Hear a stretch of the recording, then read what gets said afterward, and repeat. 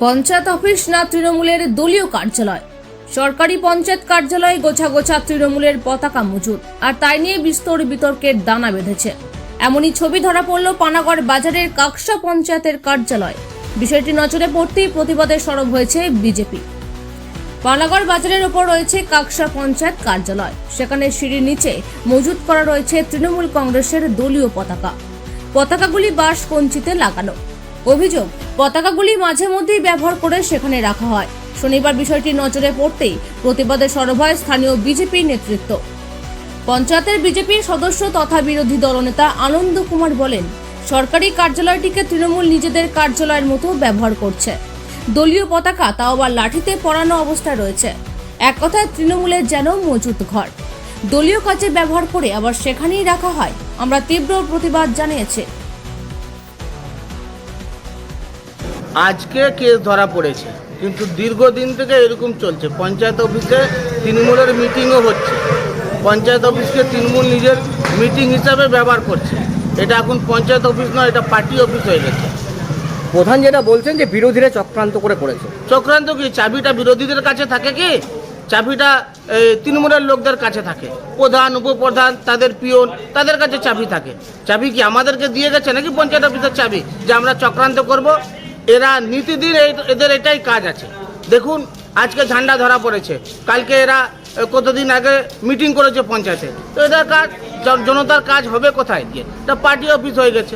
মানুষ আসছে, ঘুরে ঘুরে যাচ্ছে, কোনো পরিষেবা পাচ্ছে না।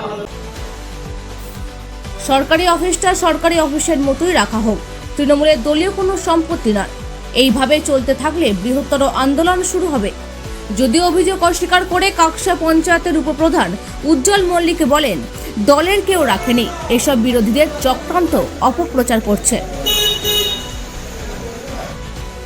তৃণমূল সরকারকে কিভাবে বদনাম করা যায়, তৃণমূল সরকারের কাকসা পঞ্চায়েতকে কিভাবে বদনাম করা যায়। রাতের অন্ধকারে সিঁড়ির নিচে কেউ ঝান্ডা পতাকা রেখে দিয়েছে, তা আমরা তো আর বলতে পারবো না। আমরা পঞ্চায়েত অফিসে খুলে দিয়েছে, রাখা আছে, আমরা সঙ্গে সঙ্গে সরে দিয়েছি। সোশ্যাল মিডিয়ায় অনেকভাবে মানুষ রেখে দিয়ে অনেক ভিডিও ভাইরাল করতে পারে। আমরা কি যে দেখেছেন যেখানে কোনো দলীয় পতাকা রাখা ছিল? ফুল একদম বিরোধীদের চক্রান্ত। এটা পুরো দলকে আর কাকসা পঞ্চায়েতকে বদনাম করার প্রচেষ্টা করছে। কিন্তু আমরা কাকসা গ্রাম পঞ্চায়েতের পক্ষ থেকে আমরা আমাদের পঞ্চায়েত সুষ্ঠু কোনোরকম আমাদের বদনাম নয়, আর আমরা বদনাম করতে কাউকে দেবো না। খবর 4 হতেই পতাকাগুলো সেখান থেকে সরিয়ে দেওয়া হয়েছে। Bureau report, activist Bangla, Panagarh.